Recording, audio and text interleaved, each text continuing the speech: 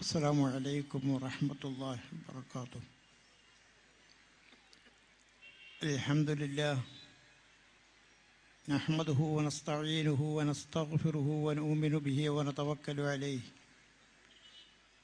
ونعوذ بالله من شرور أنفسنا ومن سيئات أعمالنا من يهده الله فلا مضل له ومن يضلل فلا هادي له وأشهد أن لا إله إلا الله وحده لا شريك له وأشهد أن محمدًا عبده ورسوله أرسله بالهدى ودين الحق ليظهره على الدين كله وكفى بالله شهيدا. اللهم صل وسلم على عبدك ورسولك محمد وعلى آله وصحبه وسلم تسليما كثيرا. أما بعد فإن خير الحديث كتاب الله وخير الهدي هدي محمد صلى الله عليه وسلم وشر الأمور محدثاتها وكل محدثة بدعة. اتقوا الله عباد الله. أعوذ بالله من الشيطان الرجيم. الذين يبلغون رسالات الله ويخشونه ولا يخشون أحدا إلا الله وكفى بالله حسيبا.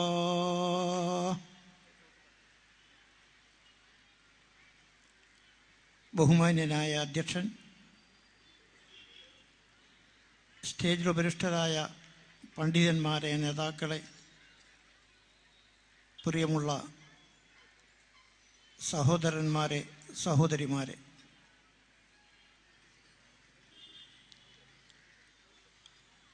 രാവിലെ മുതൽക്ക്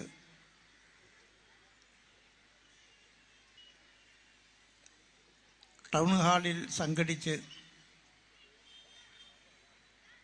മതപരമായ ഒട്ടേറെ വിഷയങ്ങളെ സംബന്ധിച്ച് ഇതുവരെ നിങ്ങൾ കേട്ട് മനസ്സിലാക്കി കഴിഞ്ഞു. മതം സുരക്ഷയാണ് എന്ന തലക്കെട്ടിൽ കേരളത്തിൽ അങ്ങോളം ഇങ്ങോളം മുജാഹിദ് പ്രവർത്തകർ കുറേ മാസങ്ങളായി ഓടി നടക്കുകയാണ്.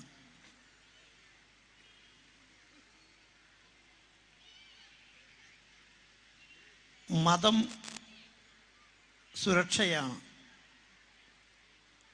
ഈ വിഷയത്തെ സംബന്ധിച്ച് ഒരു ക്ലാസ് തന്നെ ഇവിടെ നടക്കാൻ പോവുകയാണ്. അതിനാൽ വിശദാംശങ്ങളിലേക്ക് ഞാൻ കടക്കാൻ ഉദ്ദേശിക്കുന്നില്ല. മതപരമായ വിശ്വാസങ്ങൾ ഉൾക്കൊണ്ട് ജീവിക്കുന്നത് നമ്മുടെ പാരത്രിക മോക്ഷത്തിന് അതാധാരമാണ്.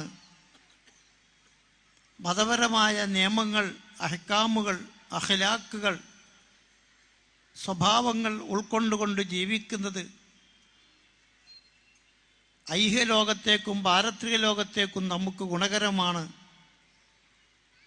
എന്ന ഒരാശയമാണ് മതം സുരക്ഷയാണ് എന്നതുകൊണ്ട് ഉദ്ദേശിക്കുന്നത്. നാം ഇതുവരെയും കേരളത്തിൽ പ്രബോധനം ചെയ്തിരുന്നതും ഇതേ കാര്യങ്ങൾ തന്നെയാണ്. മുജാഹിദ് പ്രസ്ഥാനം നമ്മുടെ എല്ലാം രക്തത്തിലും മജ്ജയിലും അലിഞ്ഞു ചേർന്നിട്ടുള്ള ഒരാവേശമാണ്. ആ പ്രസ്ഥാനത്തിന് വേണ്ടി ഉറക്കൊഴിഞ്ഞ് ഭക്ഷണമില്ലാതെ വിശ്രമമില്ലാതെ നാടുനീളെ രാപ്പകൽ വ്യത്യാസമില്ലാതെ നാം ഓടി നടക്കുകയായിരുന്നു.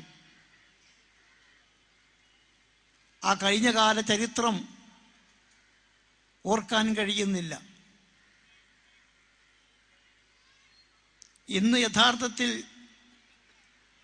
യാത്ര ചെയ്യാൻ എനിക്ക് പ്രയാസമുണ്ടെങ്കിലും ഞാനിവിടെ വന്നു ചേർന്നത്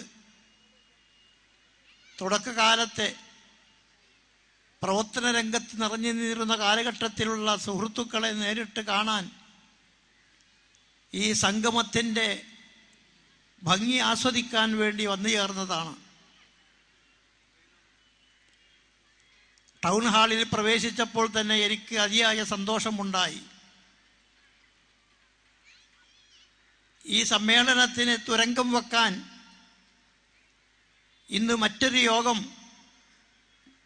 പറളിയിൽ സംഘടിപ്പിക്കപ്പെട്ടിട്ടുണ്ട്. മുജാഹിദ് പ്രസ്ഥാനത്തിന് പരിചയമില്ലാത്ത സമ്പ്രദായമാണത്. പക്ഷേ അള്ളാഹുവിൻ്റെ അനുഗ്രഹത്താൽ സത്യത്തിൻ്റെ കൂടെ ആദർശത്തിൻ്റെ കൂടെ ആരാണ് എന്ന് തുറന്ന് പ്രഖ്യാപിച്ചുകൊണ്ടാണ് ഈ ജനസാഗരം കോട്ടമൈതാനിയിൽ തടിച്ചുകൂടിയിട്ടുള്ളത്. ഒട്ടേറെ ആദർശ വിശദീകരണങ്ങൾക്ക് സാക്ഷ്യം വഹിച്ച ഒരു സ്ഥലമാണിതെന്ന് ഞാൻ ഓർക്കുകയാണ്. 2002 ഒരു കൂട്ടം ആളുകൾ ഈ സംഘടനയിൽ നിന്ന് വിട്ടുപോയപ്പോൾ ഇത്തിഹാദ് ശുബാനുൽ മുജാഹിദീൻ എന്ന പ്രസ്ഥാനത്തെ ഇവിടെ നിലനിർത്താൻ വേണ്ടി അഹോരാത്രം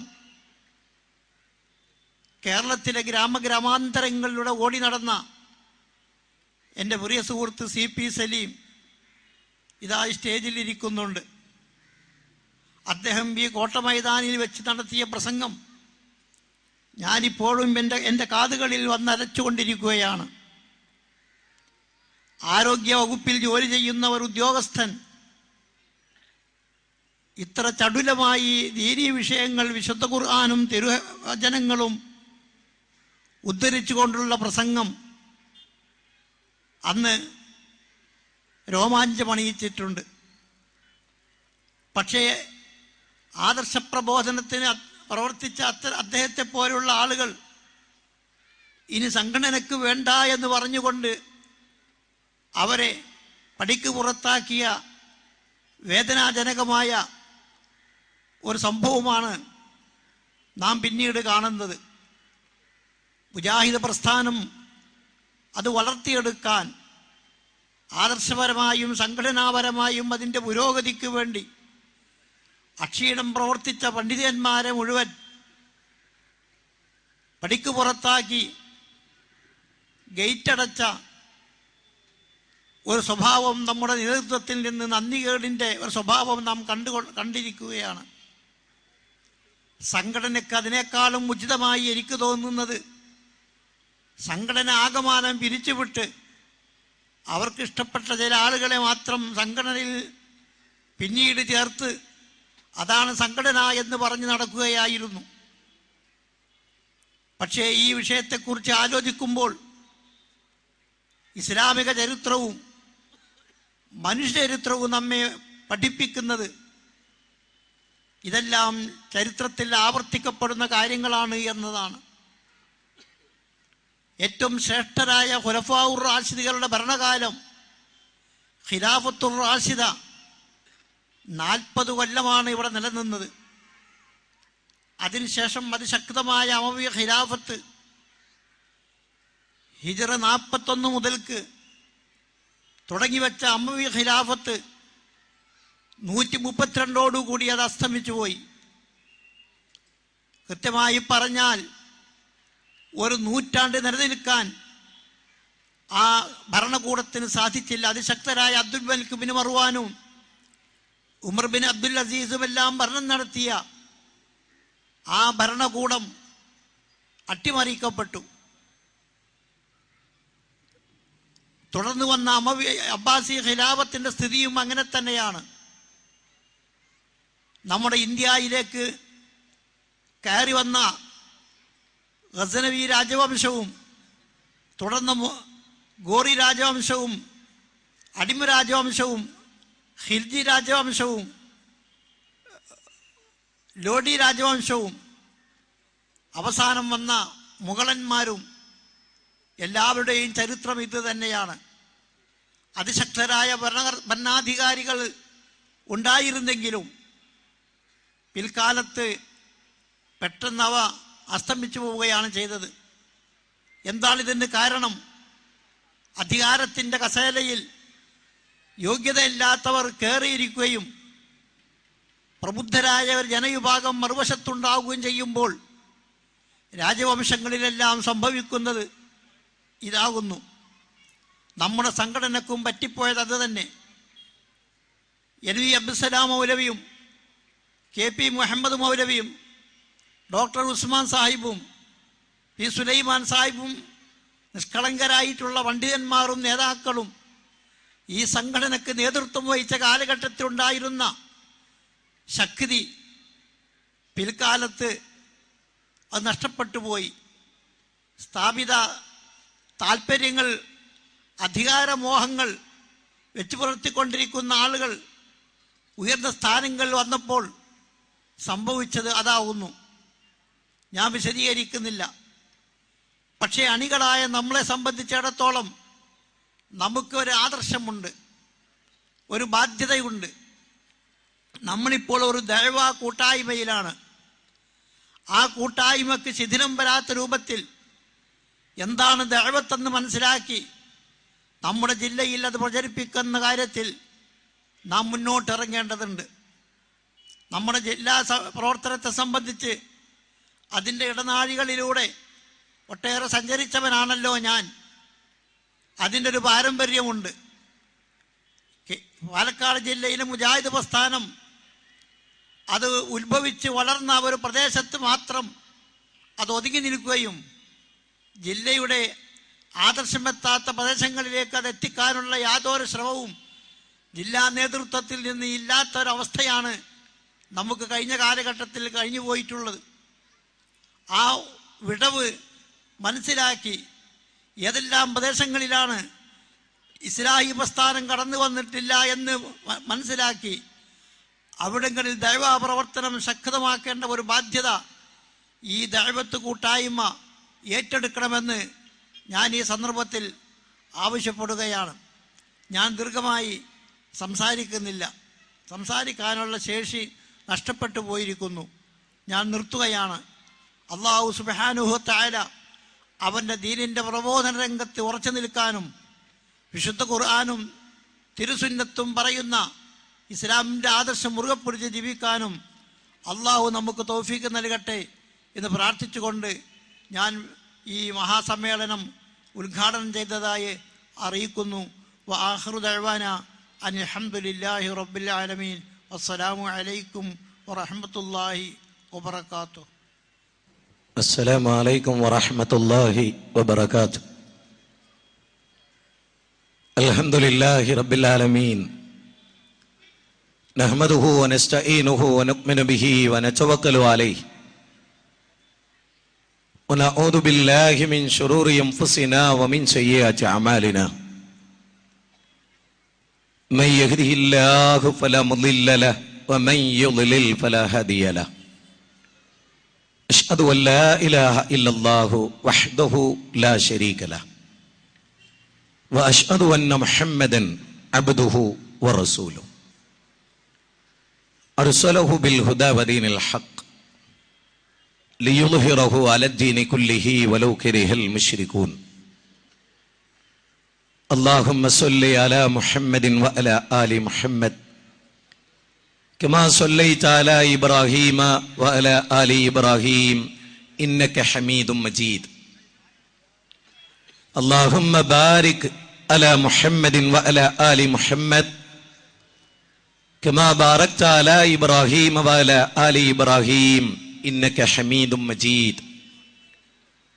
أما بعد فإن خير الحديث كتاب الله، وخير السنن سنن محمد صلى الله عليه وسلم، وشر الأمور محدثاتها وكل محدثة بدعة وكل بدعة ضلالة وكل ضلالة في النار. اتقوا الله عباد الله، أوصيكم وإياي أولا بتقوى الله. إن نريد إلا الإصلاح ما استطعت وما توفيقي إلا بالله، عليه توكلت وإليه أنيب. رب اشرح لي صدري ويسر لي أمري واحلل عقدة من لساني يفقهوا قولي. أعوذ بالله من الشيطان الرجيم بسم الله الرحمن الرحيم يريدون ليطفئوا نور الله بأفواههم والله متم نوره ولو كره الكافرون هو الذي أرسل رسوله بالهدى ودين الحق ليظهره على الدين كله ولو كره المشركون. പാലക്കാട് മുജാഹിദ് ദഅവാ സമ്മേളനത്തിന്റെ സമാപന സമ്മേളനത്തിലാണ് പരമകാരുണികനും അളവറ്റ ദയാവരനുമായ പ്രതിഫല ദിവസത്തിന്റെ ഉടമസ്ഥനുമായ അള്ളാഹുവിന്റെ അപാരമായ അനുഗ്രഹത്താൽ മഹാചരിത്രത്തിന് സാക്ഷ്യം വഹിച്ചിട്ടുള്ള പാലക്കാട് കോട്ട മൈതാനിയിൽ വീണ്ടും നമ്മളൊരു മഹാസമ്മേളനത്തിന് കളമൊരുക്കിയതും ആ സൗഭാഗ്യം നമുക്ക് അള്ളാഹു നൽകിയതും. ഇന്ത്യ എന്ന് പറയുന്ന മഹാരാജ്യത്തിന്റെ സവിശേഷതകളിലൊന്ന്, ഈ രാജ്യത്ത് ഒരുപാട് മതങ്ങളും ദർശനങ്ങളും പല കാലങ്ങളിൽ ഉദയം ചെയ്യുകയും പല സാഹചര്യങ്ങളിൽ അതിൻ്റെ വളർച്ചയുടെ നിർണായകമായ പടവുകളെ അത് ചവിട്ടിക്കേറുകയും ഈ രാജ്യത്തിന്റെ പ്രബല മതമായി അവഗണിക്കാനാവാത്ത മത ദർശനങ്ങളായി അത് മാറുകയും ചെയ്തിട്ടുള്ള കഥ നമുക്കെല്ലാവർക്കും അറിയാം. പാലക്കാട് കോട്ട മൈതാനിയിൽ നമ്മൾ വീണ്ടും സംഗമിക്കുമ്പോൾ കുറേയേറെ വർഷങ്ങൾക്ക് പിന്നോട്ട് 1992 ബാബരി മസ്ജിദിന്റെ താഴികക്കുടങ്ങൾ തകർത്ത് ഇന്ത്യ രാജ്യം അതിന്റെ അഭിമാനമായി കാത്തു സൂക്ഷിച്ച മതേതരത്വത്തിന്റെ കടക്ക് കത്തിവെച്ച ഡിസംബർ 6, 1992 ഡിസംബർ 6 നിങ്ങൾ ഓർക്കുന്നുണ്ടാവും. അന്ന് ഈ കോട്ട മൈതാനിയിലെ സമ്മേളനത്തിൽ ശ്വാസം പിടിച്ച് പഞ്ചപുച്ഛമടക്കി നിന്ന ഒരു ജനപദം അന്ന് മുജാഹിദുകളിൽ ഉണ്ടായിരുന്നു. ഇന്നത്തേക്കാൾ ഏറെ പ്രാർത്ഥനാ നിർഭരമായിരുന്നു അന്ന് നമ്മുടെ മനസ്സ്. മതം മനുഷ്യ സൗഹാർദ്ദത്തിന് എന്ന മഹത്തായ പ്രമേയം ഉയർത്തിപ്പിടിച്ച ഒരു മഹാസമ്മേളനത്തിന്റെ നഗരിയിൽ ആത്മസംഘർഷങ്ങൾ എമ്പാടുമുണ്ടായിരുന്ന ഒരു സന്ദർഭമായിരുന്നു മഹാത്മാഗാന്ധിയുടെ വധത്തിന് ശേഷം. ഒരുപക്ഷെ ഇന്ത്യ കണ്ട ഏറ്റവും ഭീതിതമായ ദിനങ്ങൾ ബാബരി മസ്ജിദിന്റെ താഴികക്കുടങ്ങൾ തച്ചു തകർത്തതിന് ശേഷമുള്ള ആ നാളുകളായിരിക്കാം. അന്ന് ഈ അന്നത്തെ സമ്മേളനത്തിന്റെ ഏറ്റവും മുന്നിലെ ഒന്നാമത്തെ വരിയിൽ ഈ ഉള്ളവൻ നിന്ന ഓർമ്മ എനിക്കിപ്പോഴുമുണ്ട്. അന്നത്തെ വെള്ളിയാഴ്ച ഡിസംബർ 24, 25, 26, 27 തീയതികളിലായിരുന്നു നമ്മുടെ അന്നത്തെ സമ്മേളനം ഈ പാലക്കാടിന്റെ ഹൃദയഭാഗത്ത്. മഹാനായ മർഹൂം കെ ഉമർ മൗലവി സാഹിബ്, അദ്ദേഹമായിരുന്നു ആ വെള്ളിയാഴ്ച ജുമഅക്ക് നേതൃത്വം നൽകിയിരുന്നത്. അന്ന് അദ്ദേഹം ഓതി വിശദീകരിച്ച ഒരു ആയത്ത് പല ആളുകളും ഇന്ന് മറന്നുപോയിട്ടുണ്ടാകാം.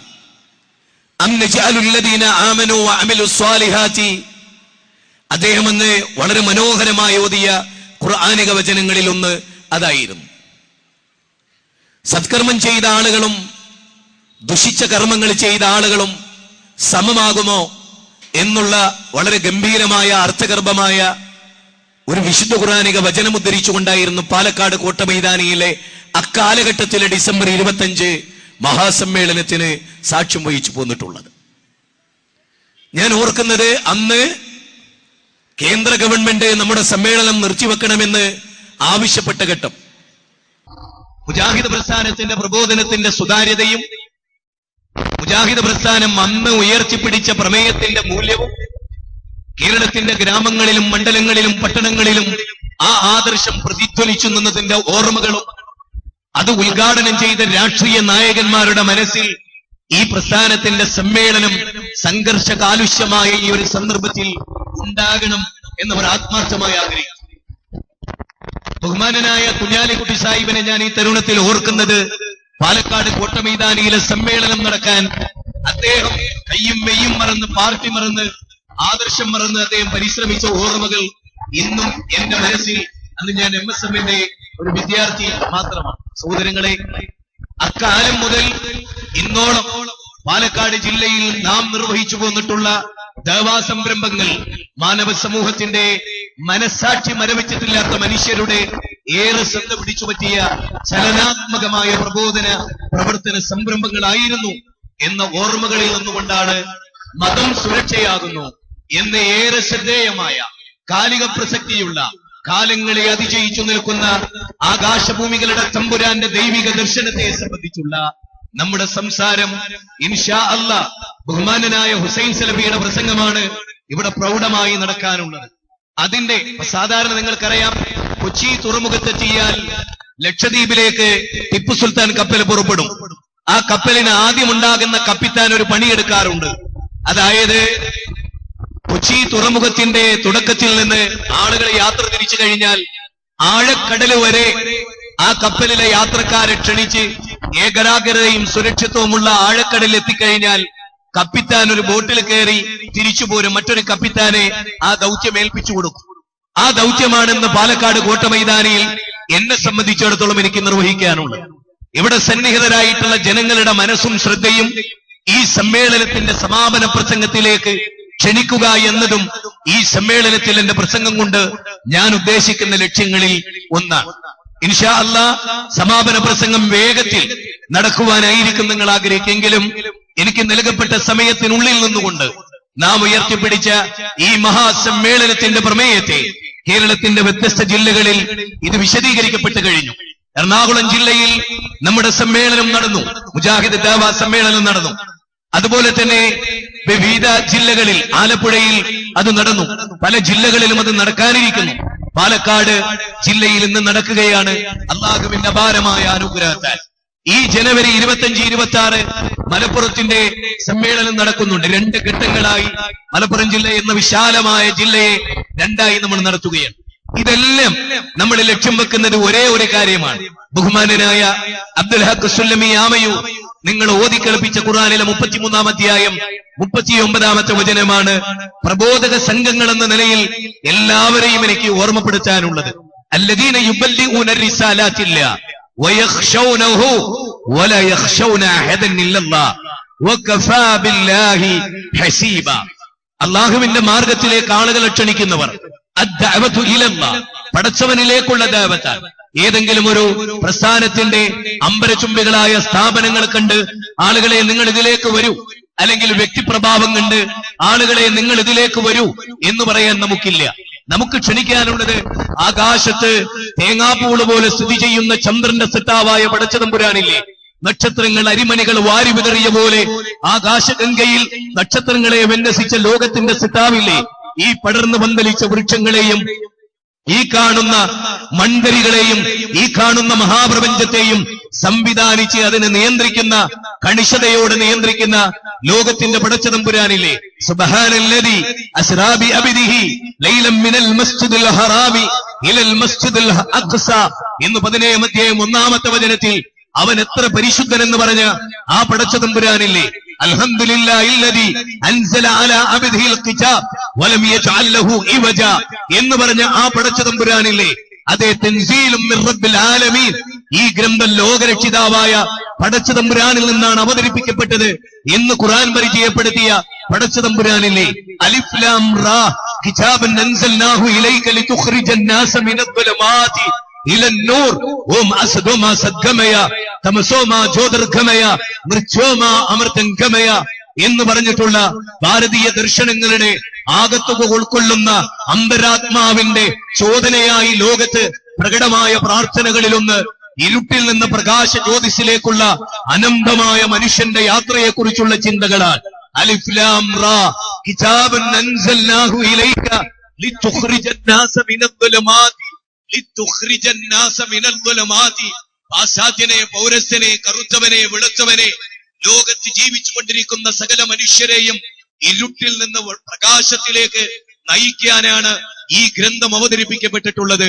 യാ അയ്യുഹന്നാസ് ഖദ് ജാഅതുകും മൗഇദത്തും മിർ റബ്ബിക്കും വശിഫാഉൻ ലിമാ ഫിസ്സുദൂർ ഹുദം വറഹ്മത്തുൽ ലിൽ മുഅ്മിനീൻ എന്നല്ലാഹു പറഞ്ഞ മാനവ സമൂഹത്തിന് മുഴുവനുമുള്ള സതുപദേശമായ വിശുദ്ധ ഖുർആൻ 14-ാം അധ്യായം 1-ാമത്തെ വചനം, 2-ാം അധ്യായം 185-ാമത്തെ വചനം, 10-ാം അധ്യായം 57, 58 വചനങ്ങൾ, 17-ാം അധ്യായം 82-ാമത്തെ വചനം, വനുനസ്സിലു മിനൽ ഖുർആനി മാ ഹുവ ശിഫാഉൻ വറഹ്മത്തുൽ ലിൽ മുഅ്മിനീൻ എന്ന് വിശുദ്ധ ഖുർആൻ പറഞ്ഞ ഹൃദയത്തിന്റെ ശമനൌഷധമായ ഈ വേദഗ്രന്ഥത്തെ കോൺസ്റ്റന്റൈൻ ചക്രവർത്തിയുടെ പടിവാതിക്കൽ കടന്നു വന്ന പ്രവാചകന്റെ അനുചരന്മാർ മാത്യു അർണോൾഡിന്റെ ദ പ്രീച്ചിങ് ഓഫ് ഇസ്ലാം എന്ന ഗ്രന്ഥത്തിന്റെ താളുകളിൽ അനവരതം തുടരുന്ന പ്രവാചക പുങ്കവന്മാരുടെ ചരിത്രവും അതിന്റെ തുടർച്ചയെന്നോണം ഒഴുകിയ ആ സാഗര ബിന്ദുക്കളിൽ ലയിച്ചു ചേർന്ന ജലകണികകളെ പോലെ സഹാബത്ത് നടത്തിയ ധീരോദാത്തമായ പ്രബോധനത്തിന്റെ ഇസ്ലാമിക സമൂഹത്തിന്റെ ഇന്നലകളുടെ സംസ്കൃതിയെ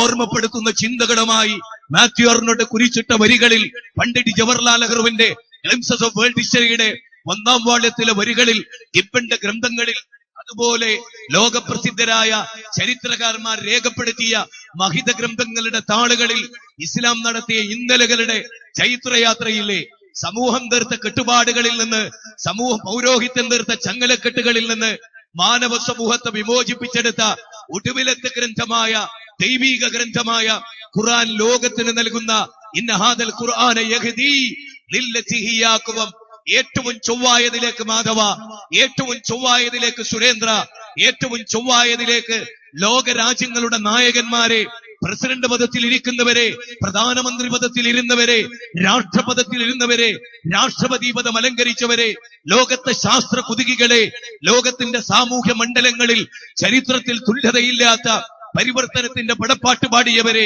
ഋഗ്വേദ, സാമവേദ, അഥർവവേദ, യജുർവേദാദികൾ ഇന്ത്യ രാജ്യത്തിന്റെ മഹിതമായ വേദഗ്രന്ഥങ്ങളായി അമേരിക്കയുടെ ചിക്കാഗോ നഗരത്തിൽ സ്വാമി വിവേകാനന്ദൻ പരിചയപ്പെടുത്തിയതും, അതുപോലെ സെന്നവസും തെൽമൂദും, വത്തിക്കാനിലെ പോപ്പ്, ലോകത്തുള്ള ശാസ്ത്രകാരന്റെ W. സ്റ്റീഫൻ ഹോക്കിംഗ് അദ്ദേഹത്തിന്റെ ബിഗ് ബാങ് തിയറി മുതൽ ബ്ലാക്ക് ഹോൾസ് വരെ എന്ന ഗ്രന്ഥത്തിൽ പറയുന്ന ഒരു സന്ദർഭമുണ്ട്.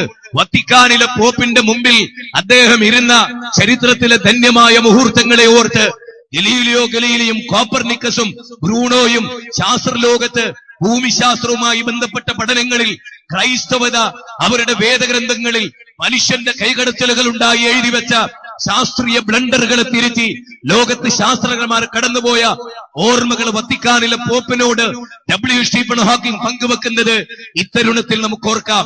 ബ്രിട്ടീഷ് പ്രധാനമന്ത്രിയായ വിൻസ്റ്റൺ ചർച്ചിൽ ഒരിക്കൽ പറഞ്ഞു, മുസ്ലിങ്ങൾ തൊട്ടുവെക്കാത്ത ഒരു ശാസ്ത്രശാഖയും ലോകത്തുണ്ടായിട്ടില്ല.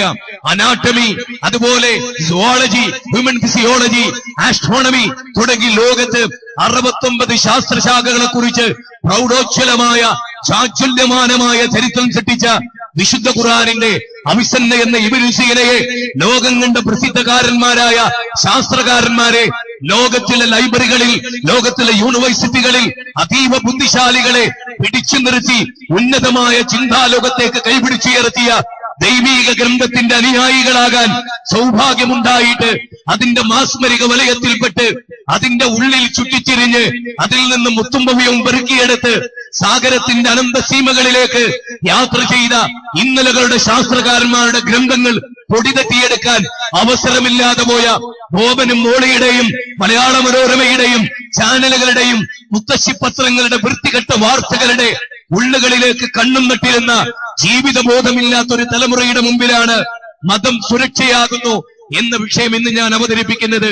കൗടംബിക രംഗങ്ങളിൽ തകർച്ചകളും ശൈഥില്യങ്ങളും എക്കാലഘട്ടത്തേക്കാൾ അഭൂതപൂർവമായി നടന്നുകൊണ്ടിരിക്കുന്ന ഒരു കാലഘട്ടത്തിൽ സ്വന്തം മക്കൾ നാളെ എന്ത് ചെയ്യുമെന്നറിയാൻ ആശങ്കയോടുകൂടി കാത്തിരിക്കുന്ന മാതൃത്വമുള്ള ഒരു ലോകത്ത്, സ്വന്തം മകൻ അമ്മയെ കാമാസക്തിയോടുകൂടി പ്രാപിക്കുന്ന ഒരു ലോകത്ത്, മദ്യപിച്ച് കുടിച്ചു തുലഞ്ഞ് ആവട്ടെ പോവട്ടെ നശിക്കട്ടെ എന്തുമാകട്ടെ ഈ യൗവനമെന്ന് തീരുമാനിച്ച ഒരു പുതിയ ലോകത്തിന്റെ മുമ്പിലാണ് പാലക്കാട് കോട്ടമൈതാനിയിലെ ശാസ്ത്രങ്ങളെ സാക്ഷി നിർത്തി, ഈ പുരുഷാരങ്ങളെ സാക്ഷി നിർത്തി ഒരു മഹത്തായ വിഷയത്തിന്റെ ക്രോഡീകരണത്തിന്റെ ആമുഖം എന്ന നിലയിൽ അജയ്യമായ അന്യൂനമായ ആദർശം, അജയ്യമായ പ്രസ്ഥാനമെന്ന ഹുസൈൻ സലഫിയുടെ വിഷയം കാർമേഘത്തിൽ നിന്ന് മഴ ചൊരിയുന്ന പോലെ പെയ്തിനില്ല. അല്ലാഹു അദ്ദേഹത്തിന്റെ നാവിന്റെ കെട്ടഴിച്ചു കൊടുത്താൽ നമ്മൾ കേൾക്കാൻ കാത്തിരിക്കുന്ന പ്രസംഗങ്ങളിലൊന്ന് അതായിരിക്കാം. അതിന് മാർഗദർശനം സൃഷ്ടിച്ചുകൊണ്ട് കൂടുതലായ സമയം ഞാനിവിടെ എടുക്കുന്നില്ല. പക്ഷെ വളരെ പ്രധാനമായി, വളരെ ഉജ്ജ്വലമായി ചില കാര്യങ്ങൾ പറഞ്ഞു പോകേണ്ടതുണ്ട്. അല്ലെങ്കിൽ എന്നെ ഏൽപ്പിക്കപ്പെട്ട ഉത്തരവാദിത്തത്തില് കോട്ടം സംഭവിക്കുമെന്ന് ഞാൻ വിചാരിക്കുകയാണ്. സഹോദരങ്ങളെ, നമ്മൾ ആരാ യഥാർത്ഥത്തിൽ? നമ്മുടെ ദൗത്യം എന്താ? നമുക്ക് നിർവഹിക്കാനുള്ള ഉന്നതമായ അബ്ദുൽ ഹക്ക് സുല്ലമി പറഞ്ഞല്ലോ, പാലക്കാട് തുടങ്ങിവെച്ച ദൈവത്തിന്റെ ഇന്നലകളുടെയും ഇത് മുടക്കാനുള്ള ശ്രമങ്ങളും അതിന് യൂത്ത് മീറ്റ് എന്ന പേരും ഒക്കെ ഇട്ട് പല ആളുകളും റോന്നിച്ചിട്ടുന്ന കണ്ണിലൊണ്ണയൊഴിച്ച് കാത്തിരിക്കുന്ന, നമ്മൾ എവിടെ ചലിച്ചാലും അതൊക്കെ അപശകുനമായി കാണുന്ന ഒരു ജനപദത്തോട് സാധാപമല്ലാതെ വിരോധത്തിന്റെ, ക്രോധത്തിന്റെ, കോപത്തിന്റെ, ആക്രോശങ്ങളുടെ ഒരു ലൈനും നമുക്കില്ല. അല്ലാഹുവേ സദ്വിചാരം നൽകണമേ, അല്ലാഹുവേ സൽബുദ്ധി നൽകണമേ, അല്ലാഹുവേ ഈ ആദർശ കൂട്ടായ്മയുടെ ഉള്ളിൽ തുരങ്കം വെക്കുന്ന എല്ലാവർക്കും സൽബുദ്ധി ഉണ്ടാകണേ എന്ന പ്രാർത്ഥനയല്ലാതെ, ദയയല്ലാതെ, കാരുണ്യമല്ലാതെ, അനുകമ്പയല്ലാതെ, ആർദ്രതയല്ലാതെ, അലിവല്ലാതെ, സന്മനസ്സല്ലാതെ, ഹൃദയശുദ്ധിയല്ലാതെ, ഹൃദയത്തിന്റെ വിശാലതയല്ലാതെ മറ്റൊന്നും ഒരു പ്രബോധകൻ ഉണ്ടാകാൻ പാടില്ല എന്ന ഉജ്ജ്വലമായ തീരുമാനത്തിൽ പ്രവാചക, എന്റെ അടിമകളോട് പറ, എന്റെ ഇഷ്ടദാസന്മാരോട് പറ. എന്ത് പറ? നല്ല വാക്കുകൾ പറയാൻ പറ, നല്ല വാചകങ്ങൾ ഉപയോഗിക്കാൻ പറ, നല്ലത് ചിന്തിക്കാൻ പറ. അല്ലെങ്കിൽ ഇന്ന ശൈത്താന യൻസഹു ബൈനഹും, പിശാച് അവർക്കിടയിൽ കാലുഷ്യത്തിന്റെ, ശത്രുതയുടെ, വിരോധത്തിന്റെ ഒരുപാട് വിത്തുകൾ പാകിപ്പോകുമെന്ന് പറയുന്ന 17-ാം അധ്യായം 53-ാമത്തെ വചനം ഓർത്തുകൊണ്ട് ചില വാചകങ്ങൾ ഇന്നിന്റെ ചരിത്രത്തിന്റെ ഭാഗമായി നാളുകളുടെ ചലനാത്മക ചരിത്രം സൃഷ്ടിക്കാൻ പാലക്കാടിന്റെ വിവിധ ഭാഗങ്ങളിലേക്ക് ഇന്ന് രാത്രിയിൽ നിങ്ങൾ മടങ്ങിപ്പോകുമ്പോ ഒരു തീരുമാനമെടുത്താൽ നമ്മൾ ഇവിടുന്ന് കടന്നു പോവുക. അതെന്താണ് ആ തീരുമാനം? ആ തീരുമാനം ഇതാണ്: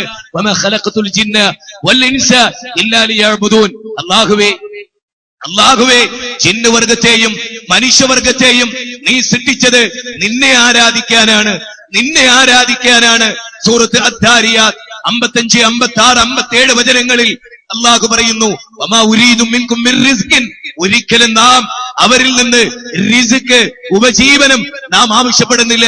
നാം ആകട്ടെ അവർക്ക് ഉപജീവനം നൽകുന്നതാണ്. വമാ മിൻ ദാബത്തിൻ ഫിൽ അർളി ഇല്ലാ അലല്ലാഹി റിസ്ഖുഹാ വയഅലമു മുസ്തഖറഹാ വമുസ്തൗദഹാ കുല്ലു ഫീ കിതാബിൻ മുബീൻ. സൂറത്ത് ഹൂദിലെ 11-ാം അധ്യായത്തിലെ 6-ാമത്തെ വചനമാണ്. വായകീറിയ ഏതൊരു ജീവജാലത്തിനും, അനന്തപരകോടി ജീവജാലങ്ങളെ അല്ലാഹു ഉപജീവനം കൊടുത്ത് സംരക്ഷിക്കുന്നുണ്ട്. അതിൽ ആകുലതകൾ വേണ്ട, അതിൽ വ്യാകുലതകൾ വേണ്ട. ആരെങ്കിലും ആശ്രയിച്ചാലേ എനിക്ക് ജീവിക്കാൻ കഴിയൂ എന്ന ചിന്ത വേണ്ട.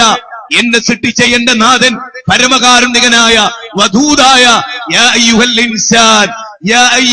ഇൻസാൻ മാ ഗുർറക ബിറബ്ബിക്കൽ കരീം, ഔദാര്യവാനായ അളവറ്റ ദയാലുവായ വധൂതായ. എന്തൊരു പ്രയോഗമാണ്! അർഹമുർ-റാഹിമീനായ 4 സ്ഥലത്താണ് ഖുർആൻ അത് ഉപയോഗിച്ചിട്ടുള്ളത്.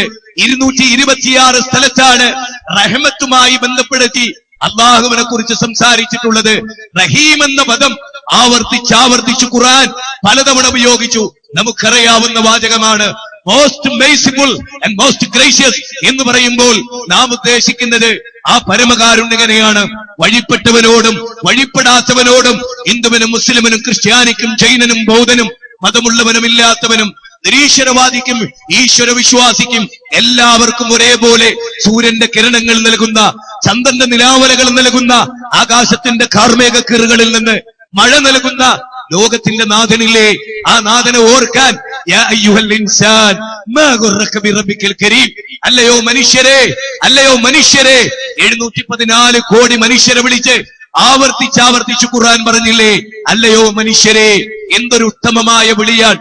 അല്ലയോ മനുഷ്യരെ എന്ന് വർഗീയതയില്ലാതെ, വിഭാഗീയതയില്ലാതെ, സങ്കുചിതമായ ദേശീയത്വമില്ലാതെ, ജാതീയതയുടെ അതിർവരമ്പുകളില്ലാതെ നെൽസൺ മണ്ടേല ഈ ലോകത്തോട് വിട പറഞ്ഞപ്പോ ഓർമ്മകളുടെ മണിച്ചപ്പുകളിൽ നോയിസി വാക്ക് ടു ഫ്രീഡം എന്ന ഗ്രന്ഥം നാം വായിക്കുമ്പോഴും ഈ ജാതീയത തീർത്ത സാമൂഹ്യ വ്യവസ്ഥയിലെ ഏറ്റവും വൃത്തികെട്ട അധമത്വത്തിന്റെ ഒരുപാട് മുഖംപേറി ജീവിച്ച, സ്വന്തം കഴുത്തിൽ തുപ്പാൻ പാത്രം കെട്ടി തൂക്കിയ, അരയിൽ കടന്നു പോകുന്ന കാലടികളെ തുടച്ചു മാറ്റാൻ ചൂല് കെട്ടിയിരുന്ന ഇന്നലകളുടെ ഒരു സമൂഹം ഇത് ചരിത്രമായിരുന്നുവെങ്കിൽ അവിടെ നിന്നവരെ കൈപിടിച്ചു കൊണ്ടുവന്ന ഒരു ദൈവീക ഗ്രന്ഥവും ഒരു പ്രപഞ്ചനാഥനും അവന്റെ അടിമയായ പ്രവാചകനും, ആ പ്രവാചകൻ ലോകത്ത് തീർത്ത ചരിത്രത്തിലെ വിപ്ലവവും വ്യക്തി ജീവിതത്തിൽ, കുടുംബ ജീവിതത്തിൽ, സാമൂഹിക ജീവിതത്തിൽ, രാഷ്ട്രബോധ ജീവിതത്തിൽ ഏതേത് മേഖലകളെ കൈകാര്യം ചെയ്യുമ്പോഴും ഞാനൊരു മുസ്ലിമാണ്.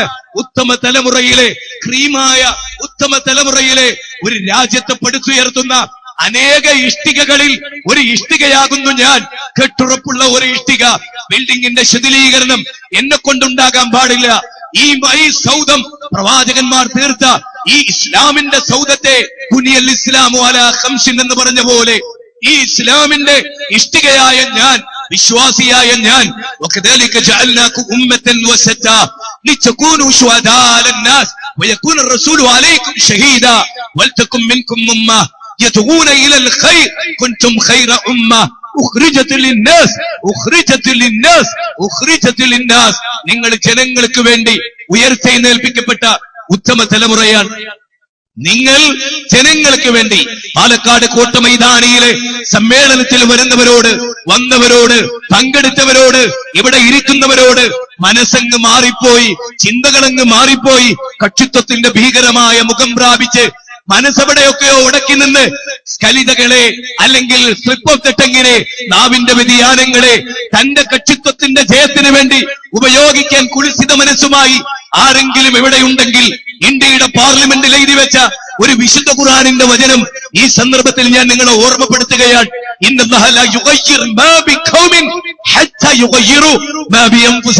അതെ, ഇന്ത്യയുടെ പാർലമെന്റ് എന്ന് പറയുന്നത് ജനാധിപത്യ പ്രക്രിയകളുടെ മൂല്യവത്തായ സിദ്ധാന്തത്തെ അബ്രഹാം ലിങ്കന്റേതാണ്.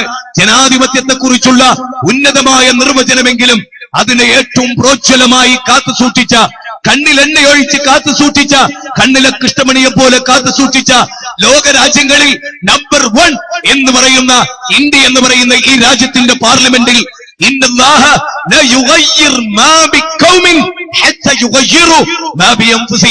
ഒരു ജനത, ഇവിടെ ഇരിക്കുന്ന ഓരോരുത്തരും കസേരകളിൽ നിലത്ത് പായിട്ടിരിക്കുന്നവർ അടക്കമുള്ള ഈ സമ്മേളനത്തിന്റെ പിന്നാമ്പുറങ്ങളിൽ ഈ പ്രസംഗം കേൾക്കുന്ന നാനാജാതി മതസ്ഥയിൽപ്പെട്ട ആളുകളോട് ഈ വിശുദ്ധ ഖുർആനിന്റെ വചനം, അതേ എന്താ വചനം പറയുന്നത്? സ്വയം മാറ്റത്തിന് തയ്യാറാകാത്ത, സ്വയം മാറാത്ത, സ്വന്തം ജീവിതത്തിലെ നിലപാടുകളിൽ സ്വയം മാറ്റമെടുക്കാത്ത, ഇന്നലകളിൽ നടന്നു വന്ന വൃത്തികേടുകളുടെ അധർമ്മങ്ങളുടെ അരുതായികകളുടെ കൊള്ളരുതായ്മകളുടെ ആ കരാളാസ്ത്രങ്ങളിൽ നിന്ന് സ്വന്തത്തെ ഒന്ന് മോചിപ്പിച്ചെടുക്കാൻ അസൂയയില്ലാത്ത, വിരോധമില്ലാത്ത, കിടമ്പില്ലാത്ത, പകയില്ലാത്ത, ആരെയും മൂലക്കിരുത്താൻ ഉദ്ദേശമില്ലാത്ത ഒരു ഹൃദയം സൃഷ്ടിച്ചെടുക്കാൻ അള്ളാഹു നമ്മളോട് സൂറത്ത് റഅദിൽ 13-ാം അധ്യായം 11-ാമത്തെ വചനത്തിൽ ആവശ്യപ്പെടുകയും. യഥാർത്ഥത്തിൽ ഈ കോട്ടമൈതാനിയിലെ സമ്മേളനം പിരിയുമ്പോ നമ്മുടെ മനസ്സിലുണ്ടാകേണ്ടത് എന്താ? നമ്മൾ നേടേണ്ടത് എന്താ? ഒന്ന് സ്വയം ശുദ്ധീകരിക്കപ്പെട്ടൊരവസ്ഥ ജീവിതത്തിലുണ്ട്. കോട്ടമൈതാനിയിൽ നിന്ന് പോയി ഇന്നലെ തന്റെ ഭർത്താവെന്ന് കാണാത്ത ഒരു ഗുണം ഇന്ന് ഭാര്യക്ക് കാണാൻ കഴിയോ? ഭാര്യയിൽ ഇന്നലെ വരെ ഇല്ലാത്ത ഒരു നല്ല ഗുണം ഇന്ന് ഭർത്താവിന് കാണാൻ കഴിയോ കിടപ്പറയിൽ? അതല്ലെങ്കിൽ ഇന്നലെ വരെ ഉണ്ടായിരുന്ന ഒരു തിന്മയുടെ വിഭാടനം ഈ സമ്മേളനം കൊണ്ട് സാധിക്കും? ഞാൻ എന്തിന് കൂട്ടായ്മയിൽ പങ്കെടുക്കണം? ഞാൻ എന്തിന് സംഘടനയിൽ പ്രവർത്തിക്കണം? ഞാൻ മാറി നിന്നാൽ എനിക്കെന്താ?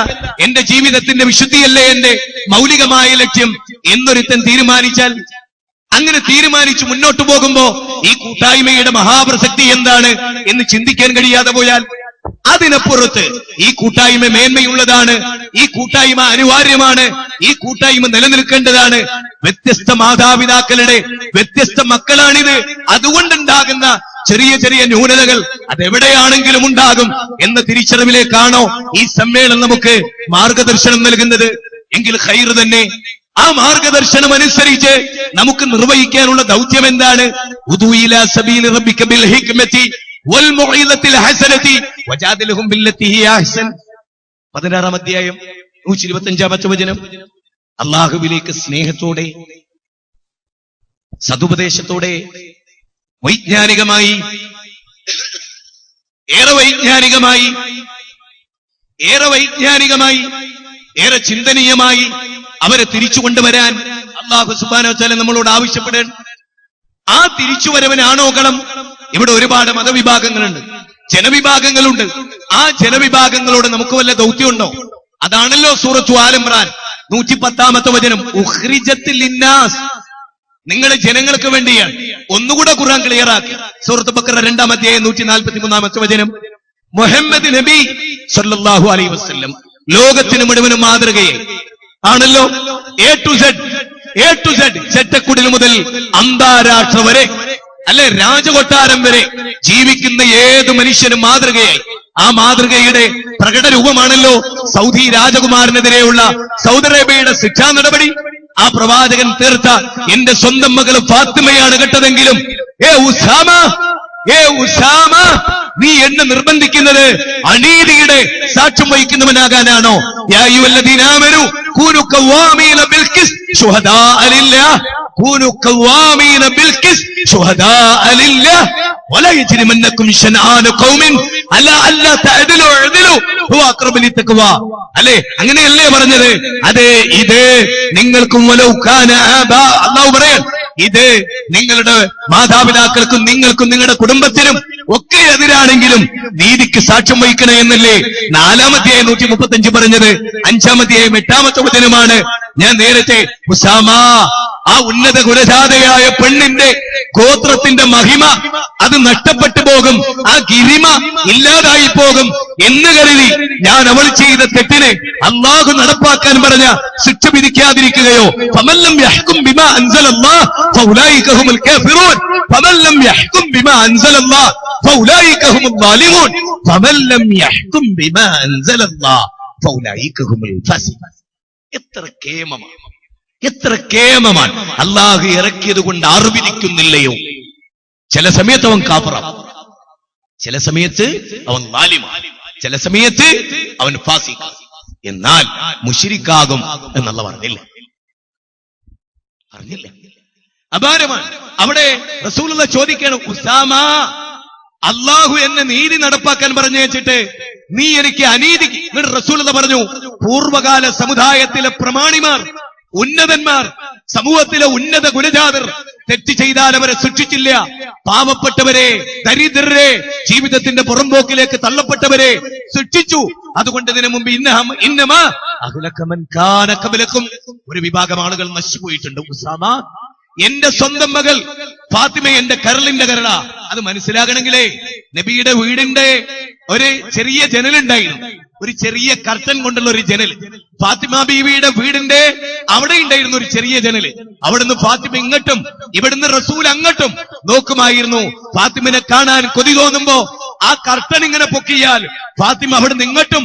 അതേ സമയത്ത് ഒരേ സമയത്ത് അല്ലാഹു ഒരു മെസ്സേജ്, മോളെ ഫാത്തിമ, റസൂലിനെ കാണാൻ ഫാത്തിമയ്ക്ക് അവസരം. അപ്പൊ തന്നെ റസൂൽ ഇങ്ങോട്ടും. ആ സ്നേഹബന്ധം അതായിരുന്നു. അസ്ർ കഴിഞ്ഞാൽ ഫാത്തിമയുടെ വീട്ടിൽ പോകും. അതുപോലെ മകൻ മരിച്ചുപോയ മകനെ എടുക്കാനും ചുംബിക്കാനും റസൂൽ നിന്ന് നടന്നു പോകുന്ന രംഗം ഹദീസ് ഗ്രന്ഥങ്ങളിൽ രേഖപ്പെടുത്തപ്പെട്ടിട്ടുണ്ട്. ആ ഫാത്തിമയാണ് കണ്ടതെങ്കിലും അവളെ കൈ ഞാൻ മുറിക്കുമെന്ന് പറയുന്ന പ്രവാചകന്റെ നീതിബോധം